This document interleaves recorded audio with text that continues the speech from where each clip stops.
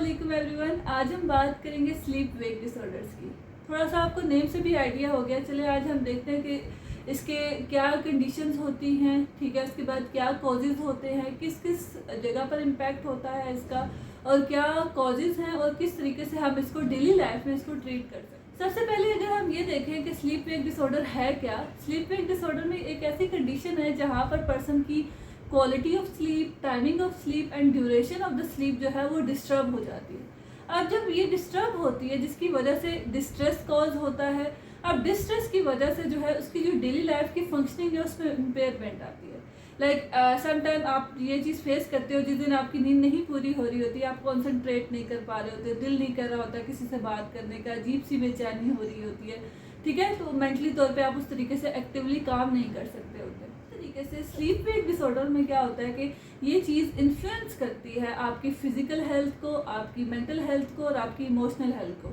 ये all over the domains को जो है वो डिस्टर्ब। अगर आप कॉमन कॉन्सिक्वेंसेस देख लें कि स्लीप वेक डिसऑर्डर्स की वजह से कि कॉमनली पर्सन्स क्या क्या फेस करते हैं, तो नंबर 1 पे जो चीज़ आती है वो आती है कि उसका जो मेटाबॉलिज्म है, मेटाबॉलिक एक्टिविटी है वो डिस्टर्ब हो जाती है। उसका इम्यून सिस्टम वीक होता है, ठीक है, स्लीप ना पूरी होने की वजह से पर्सन का इम्यून सिस्टम अटैक होता है। इसी तरीके से पर्सन डायबिटिक हो जाता है और इसके अलावा फर्दर डिफरेंट डिजीजेस की तरफ जा सकता है। अगर हम नंबर 2 पर देखें तो वो चीज़ आ जाती है मूड डिसऑर्डर्स। स्लीप इश्यूज़ की वजह से पर्सन लीड कर सकता है डिफरेंट साइकोलॉजिकल डिसऑर्डर्स की तरफ, जैसे एंजाइटी है, डिप्रेशन है, इस तरह के डिफरेंट जो मूड डिसऑर्डर्स हैं उसकी तरफ पर्सन जो है वो लीड कर सकता है। अगर हम सेफ्टी इश्यूज़ की बात करें तो जैसे पर्सन अगर नींद नहीं पूरी हुई हुई तो उसका वो मेंटली तौर पे ड्राउजी फील कर रहा होगा, ठीक है, उसके अलावा थोड़ा सा इसको चक्कर आ रहे होंगे या कॉन्सेंट्रेट नहीं कर पा रहा, तो अब अगर वो ड्राइविंग कर रहा है तो एक्सीडेंट हो सकता है। कोई हॉस्पिटल वगैरह में काम कर रहा है तो वहाँ पर उसकी डिस्टर्बेंस हो सकती है। कोई ऐसी एक्टिविटी या ऐसी जगह पर काम कर रहा है जहाँ पर एक्टिवली उसको एक्शन प्लानिंग की तरफ जाना है, तो वहाँ पर भी वो चीज़ डिस्टर्ब हो सकती है। अगर वो पर्सन जो है वो पायलट है तो उसके हाथ में बहुत सारे लोगों की जान हो सकती है। तो इससे ये डिफरेंट जो है वो सेफ्टी इश्यूज़ जो है वो होती है। अब नॉर्मली पर्सन जब आप देखते हैं कि जब आपकी नींद नहीं पूरी होती तो थोड़ी बहुत थकावट हो रही होती है। इसी तरीके से पर्सन जो है उसकी मेमोरी पे अफेक्ट हो रहा होता है, कंसंट्रेट नहीं कर पा रहा होता, अजीब सी फीलिंग आ रही होती है उसको एट दैट मोमेंट। तो वो ऑल द टाइम थकावट की वजह से किसी भी चीज़ को डेली लाइफ की जो फंक्शनिंग है वो इम्पेयर्ड हो जाए। अगर हम टाइप्स की बात करें तो नंबर 1 पे आता है पर्सन जो है वो बहुत ज़्यादा कोशिश करता है कि वो सो जाए लेकिन उसको नींद नहीं आती। पूरी रात जो है वो पर्सन जागता रहता है, उसको नींद नहीं आती, बहुत ज़्यादा स्ट्रगल करनी पड़ती है ताकि वो सेकंड टाइप जो है वो है रेस्टलेस लेग सिंड्रोम।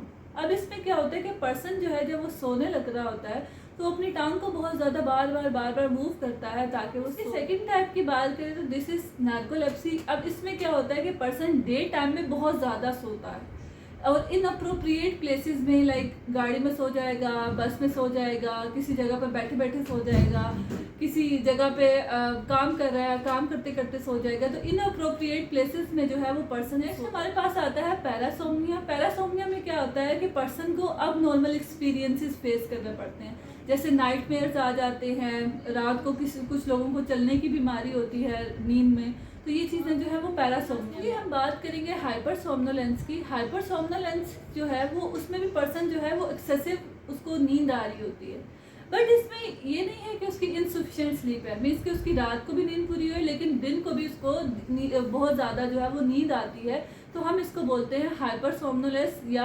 हाइपरसोम्निया। उसके बाद हम कॉजेज़ की अगर हम बात करें तो उसकी कॉजेज़ क्या क्या हो सकती है। इसकी बात करें तो पर्सन को कोई हेल्थ इश्यू हो सकता है, कोई क्रोनिक पेन हो सकती है, मेडिकल इश्यू की बात करें पर्सन को स्लीप एपनिया हो सकता है, मीन्स के खराटे लेना, ठीक है, नींद में आवाज़ें निकालना, सांस उखड़ना उनका, इसी तरीके एज़मा का इश्यू हो सकता है इनको, ठीक है। इस तरह की डिफरेंट चीज़ें जो है वो मेडिकल इश्यूज़ की वजह से जो है वो पर्सन को स्लीप डिस्टर्बेंस हो सकती है। उसके बाद अगर हम इन्वायरमेंटल की बात करें तो टेम्परेचर हो सकता है, ठीक है, उसके बाद नॉइस हो सकती है, लाइट हो सकती है, इस तरह की डिफरेंट इन्वायरमेंटल चीज़ें हैं जो पर्सन की स्लीप को जो है वो डिस्टर्ब कर रहे होते हैं। इसके अलावा अगर हम साइकोलॉजिकली बात करें, अगर कोई पर्सन जो है वो किसी स्ट्रेस्ड आउट है, कोई ट्रॉमा हुआ है उसके साथ, कोई और डेली लाइफ में एज वी नो दैट कि बहुत कॉम्प्लेक्स लाइफ है, तो यहाँ पर कोई भी ऐसी कॉम्प्लिकेटेड चीज़ उसने फेस कर ली है तो उसकी वजह से क्या है कि पर्सन को स्लीप इश्यूज। अब हम बात कर लेते हैं ट्रीटमेंट की। सबसे पहले जो है आपने अपनी स्लीप हैबिट को तब्दील करना होगा। स्लीप हैबिट को तब्दील करने के लिए आपको अपने आप को स्केड्यूल करना होगा कि डेली आपने कितने बजे सोना है, ठीक है। इसके अलावा आपने जो आपका स्क्रीन के साथ एक्सपोजर है, लाइक आप अगर सोने लगे हैं तो 1 घंटा पहले आप अपना फ़ोन यूज़ ना करें, बिकॉज वो जो रेज होती हैं मोबाइल की वो आपके ब्रेन को बहुत ज़्यादा एक्टिव जिसकी वजह से आपको सोने में मसला होता है।